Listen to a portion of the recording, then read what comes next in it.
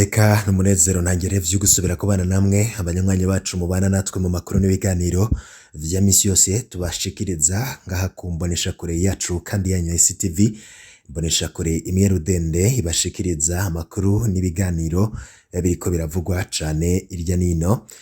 Mu makuru twaheruka kubashikiriza twababwiye intwari mu butungane bw'u Burundi, tubabwira ku ntahe ya Silivere N'impagaritse icegera c'umukuru wa sentare ijejwe kubahiriza ibigirizwa shingiro, ivyo mwanyegejwe ku kiringo ca gatatu ca Petero Nkurunziza, ibibazo cateje ndetse n'ibindi mwagiye muranyegezwa.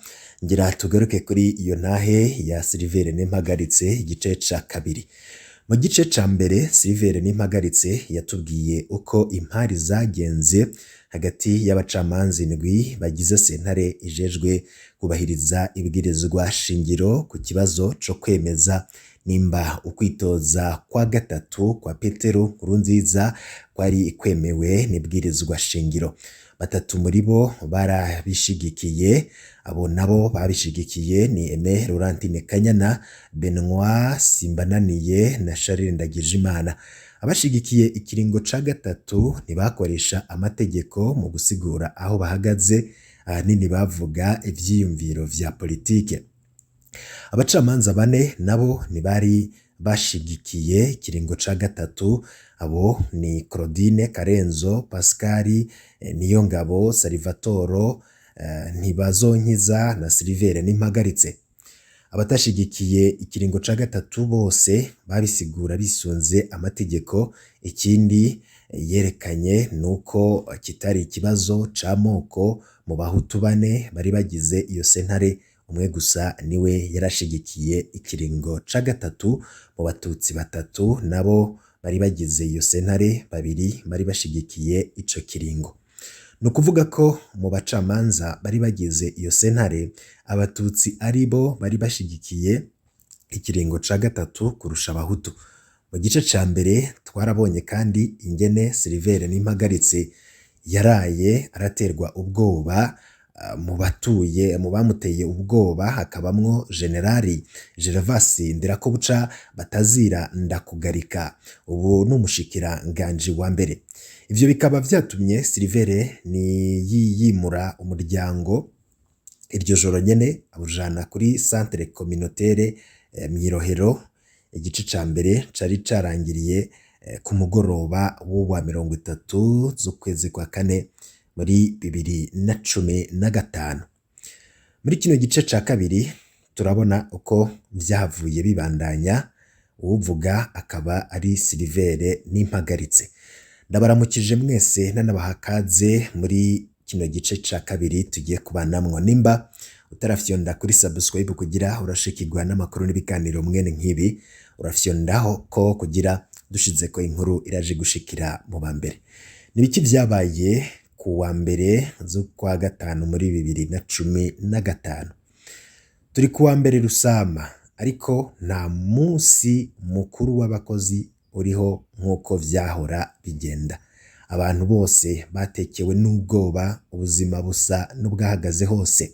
Isaha 2 z'igitondo niho nashikira bagenzanje ku kazi, nsanga biraboneka ko nabo baraye bataryamye. Pascal na Salvatore barambwiye ko nabo baraye baraterwa ubwoba. Claudine we yaboneka ameze nk'ikiyingiyingi. Twese ntitwari dutekanye. Niho twasubira gukoranira mu biro vy'umukuru wa sentare. Icambere twashotse tubona nuko cacegeranyo c'umwiherero twari twaraye dukoze note de délibéré kitari cakozwe, wamengo ivyo twaraye dukoze vyose vyarwijwe n'ubusa. Charles arafashe ijambo, twumva umengo ashaka kwihuta cane.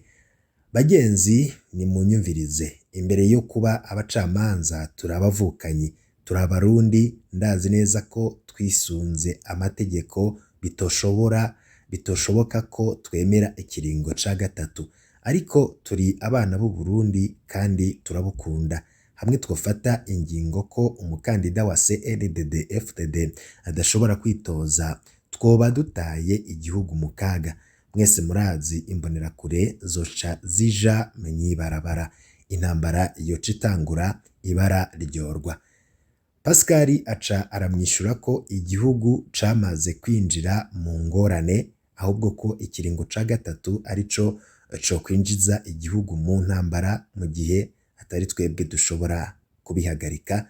Aca musaba ko azana nyabuna icegeranyo yari yaraye atwemereye. Kiri hehe? Kizane. Ako kanya tuba turasubiye mu mpari ku ngaruka nziza canke mbi z'ingingo twofata. Charles aca atubaza ikibazo caduhungabanije twese ati mbega noreka naho kwandika ico cegeranyo? Twese duca ati mbega noreka naho kwandika ico cegeranyo? Twese duca turarabana, twabona umengo harabonetse akabero. Salvatore niho yaca azana iciyumviro c'ingene twokingira ishusho ya sentare, yavuga ko twokwiteza utunyoni tukareka gufata ingingo tukaguma twiyumvira gushika itariki 9 Rusama ikagera, umunsi abakandida bategerezwa gutanga amadosiye yabo. Nanje ndiyumvira nti tubikoze gutyo tuzoba twiyatse ijambo ryo kugira ico tuvuze, maze ikibazo kirengane ataco tukivuzeko. Benwa nawe aca arafata ijambo ati abantu bahanuye umukuru w'igihugu n'abakenguzamateka kuzana iki kibazo iwacu barabahenze. Iki si ikibazo c'amategeko, ni ikibazo ca politike. Simbona impamvu bakituzaniye. Inama nshingamateka niyo yari kugiheza. Aho ndi ntangura kwibaza nti mbe yemwe Benwa nawe agira ahindure aho ahagaze, aze ku ruhande rw'abatemera ikiringo ca gatatu. Aime Laurentine ntiyatevye kugarura akenge ati ivyo muriko muravuga ntitubirekuriwe, vyitwa deni de justice, kwanka gutanga ubutungane mu gihe batwituye biciye mu mategeko. Natwe dutegerezwa gusohora ingingo kandi mu maguru masha. Charles aca arasubira arafata ibintu mu minwe, ariko akaguma azana ivyiyumviro bituma tudashobora kugera ku cegeranyo. Kira mwanya twabona aguma asohoka kwitaba telefone na Aime, kwari uko nyene. Niho twaza tubona Charles yadukanye impapuro zibiri ati iki ni icigwa cakozwe n'umuhinga akomeye cane w'umubirigi ku ngingo ya 96 n'amajana 32, casohotse muri 2012 kandi kiravuga neza ko ikiringo ca gatatu ca Nkurunziza gishoboka. Hinge ndakibafotorere. Umuhinga yavuga nari ndamuzi, yari uwitwa Vandengiste. Ni icigwa ciwe ndakizi, ndibuka ko avuga ko ingingo y'amajana 32 vyoshoboka ko yemera ikiringo ca gatatu mu gihe twoba twihojeje amasezerano ya Arusha. Vyose vyari vyugariye ngaho nyene. Mu gihe twokwihoza amasezerano ya Arusha, ku bwanje nico cigwa ntaco cashobora guhindura kuvyo twari twavuze. Nuko Charles araduha za mpapuro, yaboneka umengo ariruhukije, aca arasubira yicara kuri ya mashini yiwe ordinateur. Niho nabona ko yari afise urubanza ruheze mu mashini, ivyo twavuga vyose ko ari uguta umwanya. Urubanza rusohoka rwari rwaramaze kwandikwa, ariko umukuru wa sentare yategerezwa kuguma yigirisha ngo atwereke ko turiko tugira ikibazo. Niho rero yatubwira ko yatoye inyishu nziza izonezereza bose. Abari mu myiyerekano turabaha inyishu ikingira amasezerano ya Arusha. Nkurunziza nawe turamuha kwitoza ubwa gatatu. Pascal niwe yamwishuye ubwa mbere ati mbe burya udufata nk'ibijuju, ngaha ni uguhitamwo ibwirizwa shingiro canke ikiringo ca gatatu, ni kimwe gusa muri ivyo bibiri, ntushobora kuronka vyose. Nimba ushigikiye amasezerano ya Arusha uca ushigikira ko ibiringo bidashobora kurenga bibiri. Tugeze isaha 8 tubandanya kuganira ibintu bimeze nk'igipfungu. Claudine niwe yasavye ko duhagarika gato ati tumaze iminsi duharira, iminsi 2 iraheze ntabona umwana kandi arankeneye, birakenewe ko nja kumwonsa. Ndibaza ko bari babivuganye n'umukuru wa sentare kuko yaciye amuha imodoka yiwe ngo genda wonsa umwana. Twategerejwe guca duhagarika kuko ntibirekuwe ko dufata ingingo tudakwiye. Niho twaba turayebeba mu micungararo. Charire na Aime nabo basubira kwiyugarana mu biro vy'umukuru wa sentare, aho bavuyeyo badusaba ko twojana gufungura. Twagiye muri Martha Hotel, ikibanza ciza kitari kure ya sentare. Turatumako ivyo kunywa n'ivyo gufungura. Pascal niho yanyegera aranyongorera ati nyakubahwa vice perezida, ntuze gutangara niwabona duhinduye aho duhagaze. Turaremvye n'iterabwoba riguma ryongerekana. Ubuzima bwacu barabangamiwe cane, nta kundi dutegerezwa guhindura kugira dukize agatwe. Naramutahuye, ahubwo ntangura kwibaza ko iterabwoba rishobora kuba rinakomeye ku bacamanza b'abahutu kurusha kuri twebwe. Vyanatumye nibaza impamvu kuva mu gatondo Claudine atigeze avuga ijambo na rimwe, nankeka nawe ryari iryo terabwoba. Ariko jeho nibwiye nti uko bigenda kose sinshobora kwihindukiza mw'ijambo. Ico gihe vyarananiye gufungura. Charire we yagumye atera inkuru rwose aryohewe, avuye kwitaba itelefone yamaze ko umwanya munini, arambwira ati uyu munsi turabiheza, ndaza kubaha ca cegeranyo, ubu ndabifise vyose biranditse. Naciye ninyavya gato ngenda gukura umuryango muri centre communautaire, ndawujana mw'ihoteli inyegereye mu Bwiza. Isaha 1 y'ijoro twarasubiriye turakorana kuri sentare twese turushe. Aho hari haciye isaha, Charire aguma ampamagara agasakisaki ku telefone. Nabaye ngishika aca arasohora ikintu canditse, nari nibaza ngo ni ca cegeranyo c'ivyo twashitseko, note de délibéré. Ngize ndaraba nsanga urubanza rwose rwaraheze kwandikwa. Urubanza ruvuga ibihushanye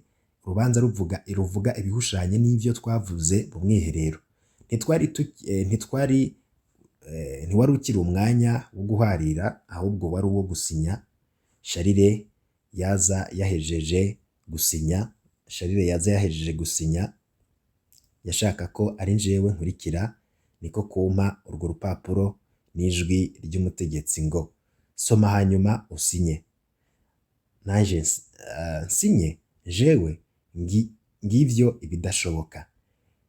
Wibagiye ko wabaye mu mwiherero, utegerezwa gusinya. Sinshobora gusinya kubera ingingo yafashwe atahihuriye n'ivyo twavuze. Aho rero nari ncizeye ko abo dusangiye ivyiyumviro nabo baza kwihagararako. Charire arandaba n'igitsure cinshi ngo woba ukeneye kumenya uwundi adashigikiye iyi ngingo kiretse wewe? Agacerere kenshi nza mbona abandi bacamanza baracuritse imitwe. Aho niho naboneye ko vyose vyahindutse, ko nsigaye ndi jenyene, ko ubuzima bwanje bwinjiye mu kaga.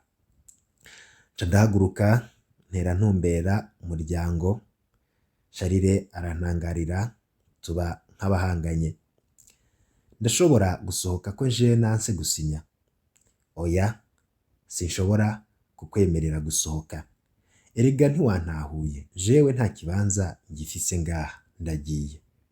Vyari ibintu biteye isoni, tuguma ngaho duhanganye gutyo imbere y'abandi bacamanza batanu bajumariwe.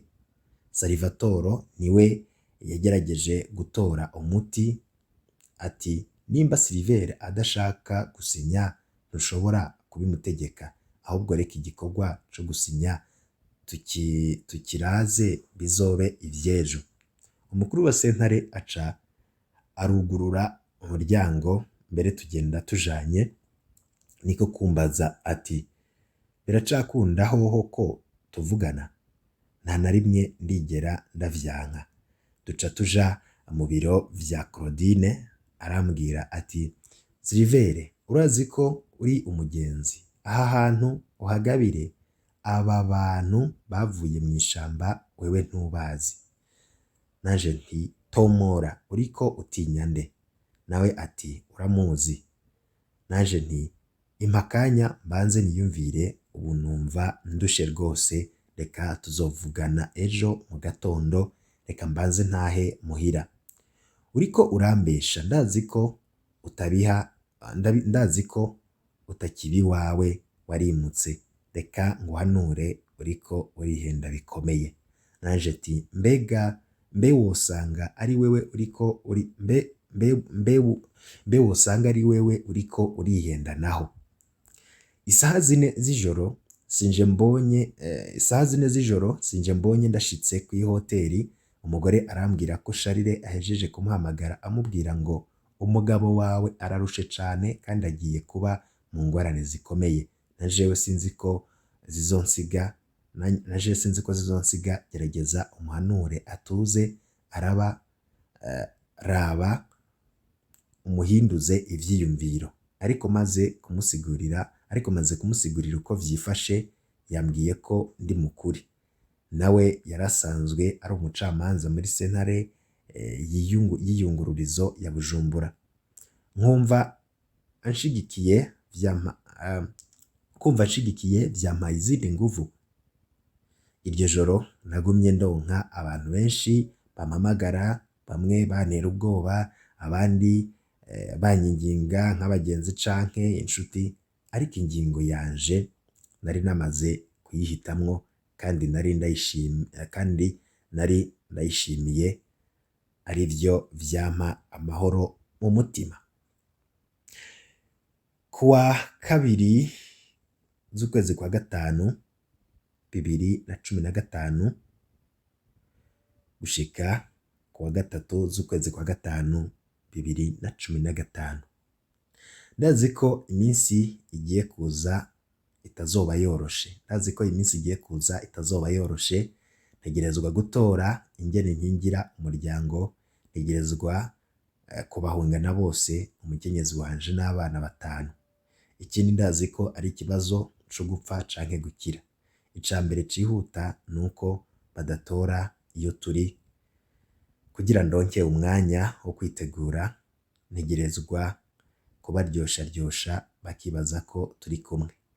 Sharire we aguma ampamagara akanya kose, yongera andungikira ubutumwa muri telefone, aguma asaba ko noja kuri sentare gusinya. Naje nguma ndamuryoshya, ndamwemerera ko ndahinduye aho mpagaze, ko kuwa mbere nzoza gusinya. Aho rero kuwa 6 gushikaho nta numwe yarazi iyo turi, ariko kubera gutinya ko hari uwohava atumenya, narasubiriye ndimura umuryango, ndawujana mu nzu yo gukota yari ku Mutanga Noru. Aho hose naguma ndiko ndapanga uko ndibuhungisha umuryango. Ntitwashobora kuduga mu ntara za ruguru, kuja hanze navyo nyene ntivyari vyoroshe kubera umugore n'abana batagira pasiporo. Naho ndabona ko atahandi nshobora kubajana atari mu Rwanda, niho narondera abo nizeye turabitegura neza. Telefone ntiyampa agahengwe, yaguma ihamagara, uri abangabisha, uri abantera ubwoba ko bazica umuryango wanje, harimwo abo namenye amajwi kandi nzi neza ko atakinya bogira co gushira mu ngiro ivyo bavuga. Sharire yarasubiriye arampamagara afise umukenyuro mushasha ati niwemera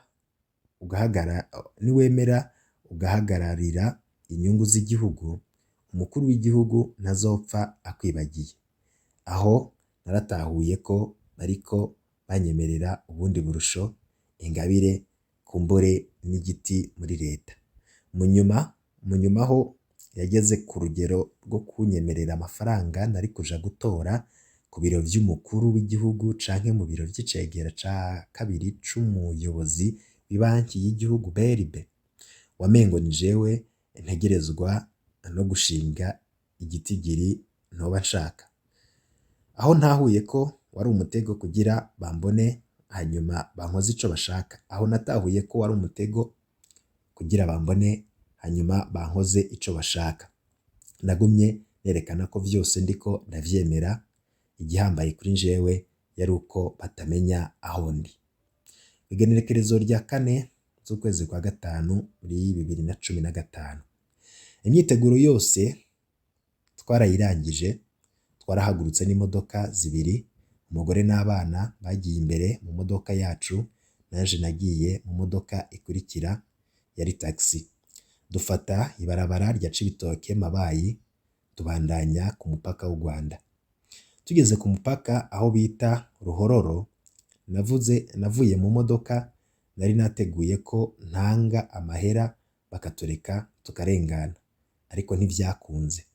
Mu gihe nari nkigerageza kumvikana nabo ku mupaka, niho nabona haje imbonerakure umengo ziratwiketse, hirya mbona abasirikare baje badutumbera. Ico nakoze nasimbiye muri ya modoka y'umuryango, ndayinyongera, nca ndagonga ibariyeri ndayimena, bandanya niruka ntumbera u Rwanda. Za mbonerakure n'abasirikare baragerageje kwiruka ngo badufate, ariko tumaze kujabuka uruzi Ruhwa ntaco bari bagishoboye, twari tugeze ku ruhande rw'u Rwanda. Abapolisi b'u Rwanda barasohotse kubera urwamo bumvise, baca baratwugururira bariyeri, ni gutyo twakize. Sentare ijejwe kubahiriza ibwirizwa shingiro yavuye isohora ingingo yayo, izina ryanje ririko mugabo nta mukono wanje uriko. Ni ingingo itangaje, itangura ivuga neza ivyo twavuganye mu mwiherero wo kuwa 30 Ndamukiza 2015, ariko igaheza yemeza ko Perezida Nkurunziza arekuriwe kwitoza.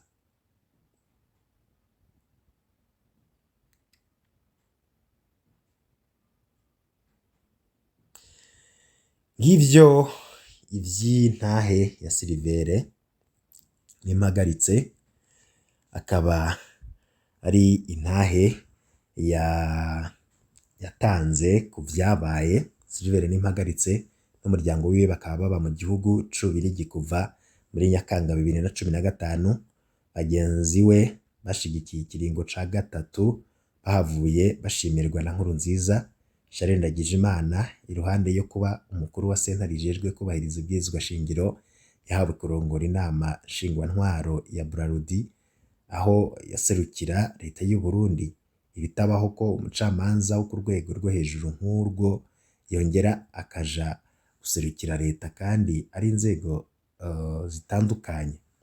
Ariko kari agashimwe kuko muri ayo mabanga yahembwa amadolari ibihumbi 30, ni ukuvuga ayarenga miliyoni 60 z'amarundi.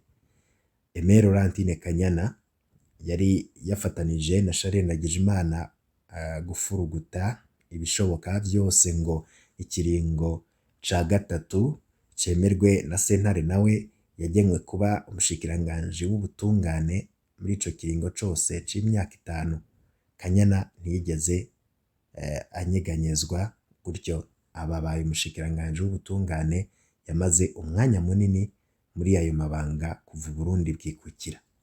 Benoit Simbananiye nawe yahawe gusubirira Silivere N'impagaritse nk'icegera c'umukuru wa sentare ijejwe kubahiriza ibwirizwa shingiro. Petero Nkurunziza we yararonse ikiringo yarwaniye, ariko umutima wiwe uhagarara gisigaje amezi 2 ngo kirangire. Ivyawuhagaritse ntibirabwirirwa abarundi. Ikiringo cakweze amarira menshi mu gihugu, ibihumbi amajana vy'abarundi barahunze igihugu, ibihumbi vy'abarundi barishwe, abandi barabuzwa irengero, abakenyezi n'abigeme barafashwe ku nguvu, amabohero yaruzuye inzirakarengane, igihugu carafatiwe ibihano, ubutunzi bw'igihugu bwaratabagaye, imirwi y'abarwanyi yarasubiriye kubaho, amagorwa n'amarira biruzura mu miryango. Kubera ukwikunda k'umuntu umwe, kubera sentare vyayinaniye kuvuga ukuri, inyuma y'imyaka 6 niho muri Munyonyo 2021 sentare y'iyungururizo y'umuryango wa EAC yemeza ko ikiringo ca gatatu ca Nkurunziza cahonyanze ibwirizwa shingiro ry'u Burundi be n'amategeko y'umuryango wa Afrika y'ubuseruko, ariko sentare yagiye kuvyemeza ikiringo caramaze kurangira. Niharamba abacamanza b'intwari nka Silivere N'impagaritse. Ese Imana yoturwiriza abagabo nk'abo, kumbure ubutungane bw'u Burundi bugokira.